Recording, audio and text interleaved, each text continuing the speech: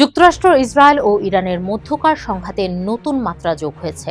মার্কিন president Donald ট্রাম্পের ইরানে স্থলবাহিনী মোতায়েন এবং কৌশলগতভাবে গুরুত্বপূর্ণ খার্কিভ দখলের পরিকল্পনার মধ্যেই এবার তেহরানের সহায়তায় এগিয়ে আসার ঘোষণা দিয়েছে রাশিয়ার চেচেন প্রজাতন্ত্রের দুর্ধর্ষ সামরিক ইউনিটগুলো। ৩১ মার্চ ইরানের রাষ্ট্রায়ত্ত সংবাদ মাধ্যম প্রেস টিভির এক প্রতিবেদনে এই তথ্য জানানো হয়েছে।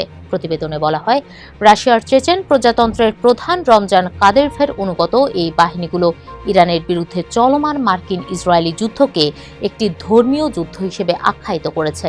তারা ইরানকে রক্ষার এই লড়াইকে মন্দের বিরুদ্ধে জিহাদ হিসেবে গণ্য করছে।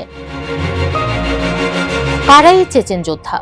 কি ধরনের সক্ষমতা আছে তাদের? কাদিরোভাইট নামে পরিচিত এই যোদ্ধারা চেচেন নেতা রমজান কাদিরোভের সরাসরি কমান্ডের অধীনে কাজ করে এবং তারা রাশিয়ার বৃহত্তর নিরাপত্তা কাঠামোর একটি দুর্ধর্ষ অংশ। চেচেন যোদ্ধারা মূলত পার্বত্য অঞ্চলে গেরিলা যুদ্ধে অত্যন্ত পারদর্শী। ৯০-এর দশকে রুশ বাহিনীর বিরুদ্ধে যুদ্ধে তারা দেখিয়েছে কিভাবে সীমিত জনবল ও অস্ত্র নিয়েও একটি বিশাল আধুনিক সেনাবাহিনীর গতিরোধ করা যায়। সুড়ঙ্গ যুদ্ধ, আতর্কিত হামলা এবং স্নাইপিংয়ে তাদের বিশেষ খ্যাতি রয়েছে। এই বাহিনীর বর্তমান সদস্য সংখ্যা ১০,০০০ থেকে ৩০,০০০-এর মধ্যে।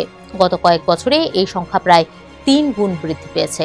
এদের প্রধানত আকমাত এবং এসোবিয়ার আকমাত নামে দুটি শক্তিশালী ভাগে দেখা যায়। এছাড়া রুশ প্রতিরক্ষা মন্ত্রণালয়ের অধীনে বর্তমানে ৪টি নতুন রেজিমেন্ট সক্রিয় রয়েছে।